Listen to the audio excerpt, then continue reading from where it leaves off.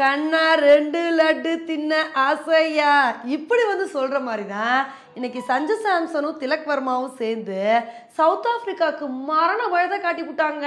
ரெண்டு பேருமே செஞ்சுரி அடிச்சு பட்டையை கிளப்பிட்டாங்க. இன்னைக்கு இந்தியாவுக்கும் சவுத் ஆப்பிரிக்காவுக்கும் நடக்கிற மேட்ச்சில் நம்ம இந்தியா தான் டாஸ் வின் பண்ணி ஃபர்ஸ்ட் பேட்டிங் வந்து சூஸ் பண்ணாங்க. இதை வந்து பார்த்தோன்னே நமக்கு பக்கு பக்குன்னு இருந்துச்சு. சஞ்சு சாம்சன் கடந்த 2 மேட்ச்லையுமே டக் அவுட் ஆயிட்டாரு. இன்னைக்கு சேட்டை என்ன பண்ண போறாரோ அப்படின்னு ரொம்பவே பயந்துட்டு இருந்தோம். ஆனால் சேட்டை ஃபர்ஸ்ட் மேட்ச்ல எப்படி சேட்டை காமிச்சாரோ அதே மாதிரி இன்னைக்கு பட்டையை கிளப்பிட்டாருங்க. 2 மேட்ச்ல டக் அவுட் ஆனவனே என்னையவா சந்தேகப்படுறீங்க, நான் எப்படி விளையாடுறேன்னு பாருங்கன்னு மனுஷன் 6-4 சொல்லிட்டு அடிச்சு பட்டையை கிளப்பிட்டாரு. அவர் கூட இந்த அபிஷேக் சர்மாவும் சேர்ந்து அவர் மட்டும்தான் 6-4 அடிப்பாரா, நானும் தான் அடிப்பேன், என்னோட இன்னிங்ஸையும் கொஞ்சம் பாருங்கன்னு இவரும் வேற லெவல் பார்ட்னர்ஷிப் வந்து போட்டுட்டாரு. இதனால இன்னைக்கு நம்ம இந்தியா 6 ஓவர்ல 70 ரன்னுக்கு மேலே எடுத்து பட்டையை கிளப்பிட்டாங்க. இதை பார்த்த சவுத் ஆப்பிரிக்கா இன்னைக்கு ஒரு விக்கெட்டையாவது எடுப்போமா இல்லை என்ன பண்ண போறோன்னு புலம்பிட்டே இருந்தாங்க. அப்போதான் சிக்மலா வந்து நான் வந்து அபிஷேக் சர்மாவோட விக்கெட்டை எடுப்பேன்னு அபிஷேக் சர்மாவோட விக்கெட்டை வந்து எடுத்தாரு. ஆனால் சவுத் ஆப்பிரிக்கா அதுக்கப்புறம் கூட புலம்பியிருக்காங்க, பேசாம இந்த அபிஷேக் சர்மா விக்கெட் எடுக்காமையாவது இருந்திருக்கலாம், இவரை விட திலக் வர்மா விளையாடுறப்பா அப்படின்ற மாதிரி தான் திலக் வர்மாவோட இன்னிங்ஸ் வந்து இருந்துச்சு. சஞ்சு சாம்சனும் திலக் வர்மாவும் பார்ட்னர்ஷிப் போட்டாங்க பாருங்க, சும்மா வேற லெவல் பார்ட்னர்ஷிப்ங்க. இவங்க அடிக்கிறது எல்லாமே 6-4 தான். இவங்க 2 பேர்ல யார் அடிக்கிறாங்கன்னே தெரியல.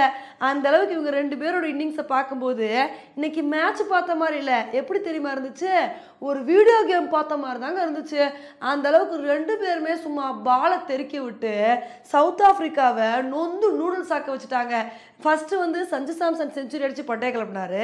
அதுக்கப்புறம் இந்த வந்துட்டே ராசா அப்படின்ற மாதிரி திலக் வர்மாவும் செஞ்சுரி அடிச்சு பட்டையை கிளப்பிட்டாரு.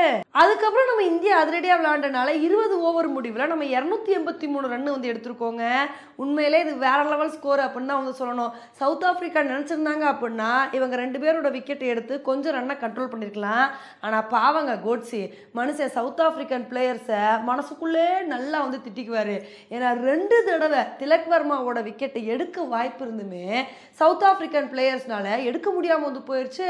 ஃபர்ஸ்ட் திலக் வர்மாவோட கேட்சை கேசவ் மகாராஜ் மிஸ் பண்ணாரு, இவர் தான் மிஸ் பண்ணார்னு பார்த்தா அடுத்து கைக்கு வந்த கேட்சை மார்க்கோ யான்சனும் மிஸ் பண்ணிட்டாருங்க. இதனால திலக் வர்மா என் காட்டில் தான் எனக்கு மழை, நான் எப்படி விளையாடுறேன்னு பாருங்கன்னு 2 தடவை அவருக்கு லக் அடிச்சனால ஒரு சூப்பரான இன்னிங்ஸை கொடுத்து மனுஷன் கடைசி வரைக்கும் நின்றுட்டாரு. ஆக மொத்தம் கோட்ஸி தாங்க பயங்கர கடுப்பில் வந்து இருப்பார். இப்போ 283 ரன் வந்து எடுத்திருக்காங்க. இருந்தாலும் நம்ம இந்தியா இந்த கிரவுண்டில் கொஞ்சம் கவனமாக வந்து இருக்கணுங்க. ஏன்னா இந்த கிரவுண்டில் இதுக்கு முன்னாடி என்னென்ன சம்பவங்கள்லாம் நடந்திருக்குன்னு தெரியும்.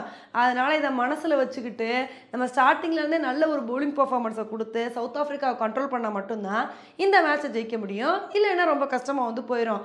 ஓகே ஃப்ரெண்ட்ஸ், நம்ம இந்தியாவோட பேட்டிங் பர்ஃபார்மன்ஸை பற்றி நீங்கள் என்ன நினைக்கிறீங்க அப்படின்றத என்னோட கமெண்ட் செக்ஷனில் வந்து போடுங்க. இதே மாதிரி இன்னொரு வீடியோவில் உங்களை வந்து மீட் பண்ணுறேன். Bye friends.